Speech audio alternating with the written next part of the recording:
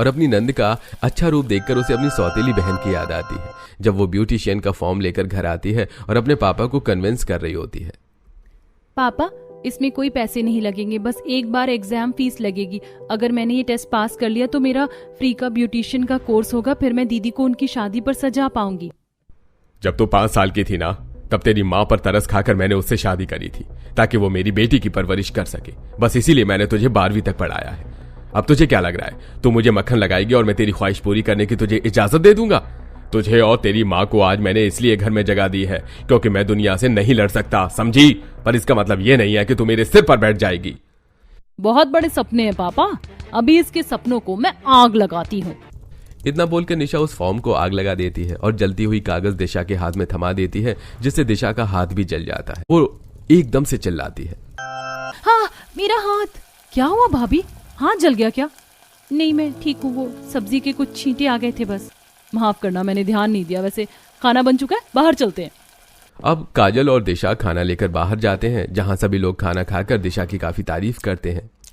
सच में भाभी, आपने खाना बहुत अच्छा बनाया है। भाभी, अब तुम भी मुझे जाने की आज्ञा दो। अपने भतीजे की मैंने शादी देख ली, बहू के हाथों का खाना खा लिया। अब तो सीधा मैं तब आऊंगी जब हमारी काजल की शादी होगी। हाँ दीदी, अब तो बस उसी दिन का इंतजार है जब मेरी बेटी के हाथों में मेहंदी लगेगी। कुछ ही देर में सब खाना खाकर अपने अपने काम पर चले जाते हैं। तो वहीं पंकज भी शांति को उसके घर छोड़ने जाता है। इसी तरह कुछ दिन बीत जाते हैं और एक रात दिशा अपनी दोस्त से फोन पर बात कर रही होती है। हाँ सपना, तूने मुझे जितने भी न्यू ओपन रेस्टोरेंट की वीडियो भेजी थी मैंने सब देख ली, पर मुझे डर लग रहा है कैसे रवि को बोलूं कि वो मुझे भी बाहर किसी रेस्टोरेंट में ले चले। हम लोग इतने अमीर नहीं हैं कि होटल का खाना खा सके, और मुझे डर लगता है अगर मेरी ये इच्छा भी मर गई तो। इसीलिए मैं तो फोन में ही देखकर खुश हूँ। अपनी भाभी को अपने दोस्त से बात करता देख काजल बाहर जाती है। कुछ ही देर में रवि भी घर आ जाता है और काजल अपने पूरे परिवार से कहती है, माँ भाभी बहुत डरी हुई रहती है। पंडित जी बता रहे थे ना कि उसकी बहन सौतेली है।